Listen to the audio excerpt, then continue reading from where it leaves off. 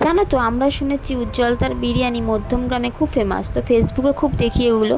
তো ভাবলাম চল আজকে যাই, মিস্টার বসাককে বললাম, তো আমরা বেরিয়ে পড়লাম মধ্যমগ্রামের উদ্দেশ্যে উজ্জ্বলতার বিরিয়ানি খেতে। তো দেন আমরা এই এয়ারপোর্টের সাইড দিয়ে যাচ্ছিলাম।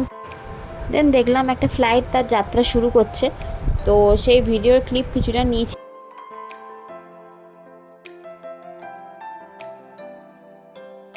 এটা হচ্ছে আরেকটা ফ্লাইট।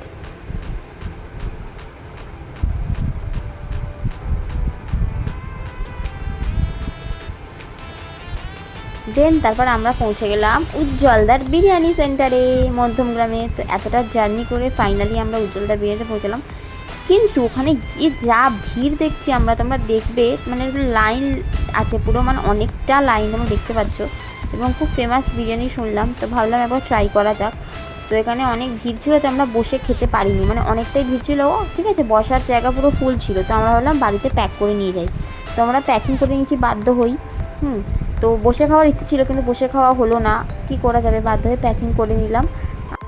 আছে মটন বিরিয়ানি, চিকেন বিরিয়ানি, এগুলো সব স্পেশাল স্পেশাল আইটেম আছে, এগুলো তোমরা দেখে নাও। হ্যাঁ, 300 টাকা, 420 টাকা, অনেক রকম পেয়ে যাবে। আর এখানে দেখো কি ফ্রেশ রাইসটা লাগছে, আমার খুব ভালো লাগছিলো দেখে, মানে সত্যিই খুব ভালো টেম্পটিং লাগছিল।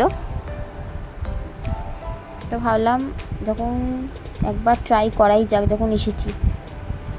তো দেন আমরা পার্সেল করে নিয়েছিলাম দুজনেই।